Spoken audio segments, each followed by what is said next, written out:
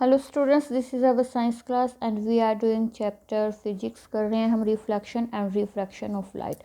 आज हम रिफ्लेक्शन और प्लेन मिरर के बारे में देखते हैं कि प्लेन मिरर से रिफ्लेक्शन होता कैसे है। पहले रिफ्लेक्शन को देखते हैं हम। रिफ्लेक्शन आपको पता है बाउंसिंग बैक ऑफ लाइट होता है, ये हमने देख लिया अपनी जो इंट्रोडक्टरी पार्ट था उसमें। फिर भी एक बार फिर देख लेते हैं। रिफ्लेक्शन ऑफ लाइट क्या है? The phenomenon of bouncing back of light when is incident on the polish surface, कि जब एक लाइट को पॉलिश किए हुए किसी सरफेस पे डाला जाता है तो वो बाउंस बैक होती है, रिफ्लेक्ट होती है, इसे रिफ्लेक्शन बोलते हैं। अब मान लो कि ये प्लेन मिरर है, हमारा मिरर है, कोई रे आई यहाँ से, ठीक है, तो ये है नॉर्मल, मतलब ये नॉर्मल लाइन हम बना लेते हैं। जब कोई रे उस पर गिर रही है तो वो रिफ्लेक्टेड होती है। जो ये नॉर्मल लाइन है, इंसिडेंट रे और जो नॉर्मल लाइन है, उनके बीच का एंगल होता है एंगल ऑफ इंसिडेंट, जिसे आई से डिनोट करते हैं। नॉर्मल और रिफ्लेक्टेड रे के बीच का जो एंगल है वो होता है एंगल ऑफ रिफ्लेक्शन, जिसे आर से डिनोट करते हैं। ठीक है, ये बातें याद रखनी है आपको। इसमें इम्पोर्टेंट क्या है, क्या लॉज ऑफ रिफ्लेक्शन क्या है, क्या लॉ है इनके, कि जो एंगल ऑफ इंसिडेंट होता है वो हमेशा इक्वल होता है एंगल ऑफ रिफ्लेक्शन के।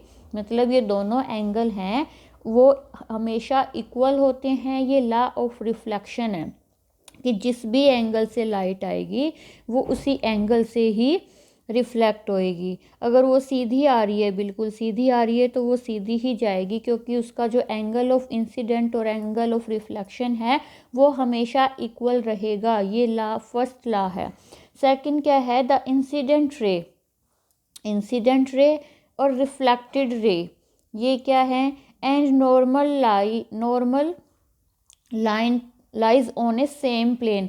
मतलब कि मान लो कि ये मिरर है और ये कोई लाइट आ रही है, ठीक है, इस तरह ये आ रही है, तो जो रिफ्लेक्ट होएगी वो इसी तरह रिफ्लेक्ट होएगी। ये नहीं कि यहाँ से आई तो वो इस तरफ रिफ्लेक्ट होएगी या फिर इस तरफ रिफ्लेक्ट होएगी। अगर ये कोई इंसिडेंट रे है और ये मिरर है हमारी नोटबुक, एग्जाम्पल दे रही हूँ मैं, प्लेन का मीनिंग क्या है, अगर इस तरफ से वो आई है तो वो इस तरफ ही रिफ्लेक्ट होगी। ठीक है, ऐसा नहीं है कि वो यहाँ यहाँ यहाँ इस तरह से रिफ्लेक्शन नहीं होगा। जिस प्लेन में वो आ रही है, जिस डायरेक्शन से वो आ रही है, मतलब जो लाइन है उसकी, वो वही रहेगी। इस तरह से ही वो फिर रिफ्लेक्ट होएगी।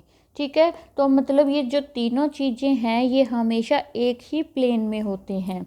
एक क्या है? Law of reflection is obeyed both on regular and irregular surface, कि अगर मान लो ये स्मूथ सरफेस है, इस पे जो रिफ्लेक्शन हो रहा है, अगर यहाँ हम इसकी नॉर्मल लाइन इन सब रेज की इमेजिन करते हैं, तो इंसिडेंट और जो वो हमने पढ़े हैं रिफ्लेक्शन और इंसिडेंट जो एंगल हैं वो इक्वल रहेंगे, चाहे वो स्मूथ सरफेस से रिफ्लेक्ट हो या फिर इरेगुलर सरफेस से रिफ्लेक्ट हो। तो वो जो एंगल ऑफ इंसिडेंट और एंगल ऑफ जो वो रिफ्लेक्शन है वो हमेशा इक्वल ही रहेंगे।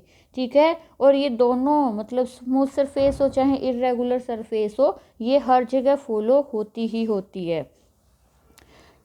ये हैं लॉज ऑफ रिफ्लेक्शन। अब हम मिरर को पढ़ते हैं। Mirror is use to study of reflection. Reflection की स्टडी के लिए मिरर का यूज़ किया जाता है। ठीक है, मिरर को कितने टाइप का होता है? प्लेन होता है, कनकेव, कन्वेक्स। और अगर हम रिफ्रैक्शन की बात करें, रिफ्रैक्शन की स्टडी के लिए क्या यूज़ होंगे? लेंस यूज़ होंगे। वो हम जब रिफ्रैक्शन करेंगे तब देखेंगे। तो अभी मिरर के टाइप्स वैसे तो देख लिए, पता ही है हमें, फिर भी एक बार फिर कर लेते हैं। प्लेन मिरर, प्लेन होता है, एक साइड से कोटिंग होती है। कनकेव मतलब इस शेप में होता है, और ये वाला सरफेस, अंदर की तरफ जो सरफेस है वो यूज़ किया जाता है। ठीक है, कोई भी रे इस तरह से आके टकराती है और वो इस तरह से रिफ्लेक्शन उसका हो रहा है। कन्वेक्स है, उसका ये सरफेस यूज़ किया जाता है इधर वाला, और इसमें भी वो रिफ्लेक्शन शो। हम ये बाद में डिटेल में पढ़ेंगे, अभी सिर्फ हम मिरर के टाइप्स देख रहे हैं। ठीक है, अब हम पढ़ते हैं प्लेन मिरर। प्लेन मिरर है, फिर कनकेव, कन्वेक्स भी पढ़ेंगे। प्लेन मिरर देखिए कि ये कोई प्लेन मिरर है, ठीक है, कोटिंग साइड इसकी ओपेक साइड होगी कोट किया हुआ। ये सरफेस हम यूज़ कर रहे हैं कि कोई भी ऑब्जेक्ट जब हमने इसके सामने रखा, ये ऑब्जर्वर है, ठीक है, ये इसकी रे आ रही हैं और ये रिफ्लेक्ट हो रही हैं, लेकिन जो ऑब्जर्वर है वो उसको इमेज कहाँ दिखेगा, यहाँ दिखेगी उसको इमेज, ठीक है। ये ऑब्जेक्ट है, ये इसकी इमेज बन रही है। कैसे बन रही है ये इमेज, कि जो इसकी इमेज है कहाँ बनती हुई दिखाई देगी, जहाँ पे ये रिफ्लेक्टेड रेज, देखिए जहाँ ये रिफ्लेक्शन होता है वहाँ से आगे तो ये और एक दूसरे से दूर होती हैं रे, लेकिन जो ऑब्जर्वर है उसको क्या लगता है कि ये रिफ्लेक्टेड रेज कहीं पे जाके मीट होती हैं, मिलती हैं एक दूसरे से। तो इमेज कहाँ बनेगी हमेशा, जहाँ पर ये रिफ्लेक्टेड रेज जो हैं वो एक दूसरे से मिलेंगी, इमेज वहाँ बनेगी, ठीक है। प्लेन मिरर में क्या होता है कि इमेज है वो कहाँ बनेगी, जहाँ पे इमेज की रिफ्लेक्टेड रेज मिलती हुई दिखाई देती हैं। आपको ज़रूरी नहीं है कि ये दो ही रेज, ये हमने सिर्फ पढ़ने के लिए लिया है। अगर मैं यहाँ पे ये ले लूँ, यहाँ ले लूँ, तो भी वो रिफ्लेक्टेड होके आएंगी। तो इधर यहाँ भी क्या होता है, इंसिडेंट और एंगल ऑफ रिफ्लेक्शन इक्वल होते हैं हमेशा, ये रूल तो हमेशा फॉलो होगा, ठीक है। तो ये भी कहाँ मीट करती हुई दिखाई देंगी, वहीं पे जहाँ पे ऑब्जेक्ट बन रहा है। अगर एक सीधी रे भी मैं लेती हूँ तो क्या है, यहाँ पे यही रे इंसिडेंट रे होगी, तो यहीं पे बाउंसिंग बैक होगा, ठीक है। तो ये भी इमेज, मतलब रे आप कहीं से भी शो करा सकते हो, लेकिन इमेज उसकी वैसी ही बनेगी। इस इमेज के कुछ करेक्टरिस्टिक्स हैं, क्या है कि जितने इमेज और प्लेन मिरर के बीच की जो डिस्टेंस है, जितनी डिस्टेंस ऑब्जेक्ट और मिरर के बीच की है, उतनी ही डिस्टेंस पे इमेज बनती हुई शो होगी हमें। ये नहीं है कि यहाँ ये ऑब्जेक्ट तो बहुत दूर है और हमें लगेगा कि बिल्कुल किनारे पे वो ऑब्जेक्ट हमें दिखाई दे रहा है, ऐसा नहीं है। वो उतनी ही दूर हमें इमेज दिखाई देगी मिरर में, ठीक है। साइज़, जो ऑब्जेक्ट का साइज़ या हाइट है वो इक्वल होती है, साइज़ और हाइट इमेज की भी, ठीक है। और ये कौन सी इमेज है, वर्चुअल इमेज। वर्चुअल इमेज का मीनिंग क्या है कि वर्चुअल इमेज वो होती है जो किसी स्क्रीन पे हमें ऑब्टेन नहीं होती। मान लो कि मुझे पता है कि ये इमेज यहाँ से 2 मीटर दूर ऑब्जेक्ट है, तो यहाँ 2 मीटर दूर वो इमेज बनेगी, ठीक है। और मैं क्या करूँ कि मिरर के पीछे जाके यहाँ कोई स्क्रीन लगा दी मैंने कि इस पे मुझे वो इमेज 2 मीटर पीछे दिखाई देगी, तो वो उस स्क्रीन पे नहीं बनेगी।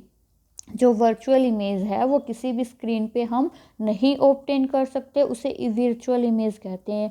और जो वर्चुअल इमेज होगी वो इरेक्ट होगी। इरेक्ट का मीनिंग क्या है कि यहाँ अगर मैंने किसी मिरर के सामने पेंसिल इस तरह से पकड़ी है तो वो इस तरह ही मिरर में दिखाई देगी। सीधा जो ऑब्जेक्ट है वो सीधा ही दिखाई देगा, ये नहीं है कि जो सीधा ऑब्जेक्ट यहाँ पे है उसकी इमेज उल्टी बनेगी। जो वर्चुअल इमेज होती है वो हमेशा इरेक्ट होती है, उसकी इमेज हमेशा इरेक्ट ही बनेगी। सीधे ऑब्जेक्ट है तो सीधा ही बनेगा, ठीक है। और इसे हम किसी स्क्रीन पे ऑब्टेन नहीं कर सकते। एक टाइप्स होती हैं इमेज के, दो टाइप्स क्या है, टू नेचर्स होती है। एक तो वर्चुअल होती है, वो हमेशा इरेक्ट होती है, जो कि प्लेन मिरर हमेशा वर्चुअल और इरेक्ट इमेज शो करता है। दूसरी होती है रियल इमेज। रियल इमेज को हम किसी स्क्रीन पे ऑब्टेन कर सकते हैं, जैसे कि हम प्रोजेक्टर से अपने उस प्रोजेक्टर रूम में पढ़ रहे थे ना, वो क्या है, रियल इमेज थी। और इन्वर्टेड मिलती है हमें इमेज, इन्वर्टेड। एक इमेज की क्या करेक्टरिस्टिक्स है कि लेफ़्ट राइट, मतलब अगर हम किसी शीशे के सामने खड़े हैं तो ये आपको भी पता है हमारा राइट हैंड उसमें क्या दिखाई देगा, लेफ़्ट लगता है। इसे बोलते हैं लेटरल इन्वर्जन, लेटरल इन्वर्जन। इसीलिए एम्बुलेंस को हमेशा उल्टा लिखा जाता है ताकि आगे जो जा रही है गाड़ी उसे वो सीधा दिखाई दे। नेक्स्ट है स्फेरिकल मिरर, जो हम नेक्स्ट वीडियो में करेंगे।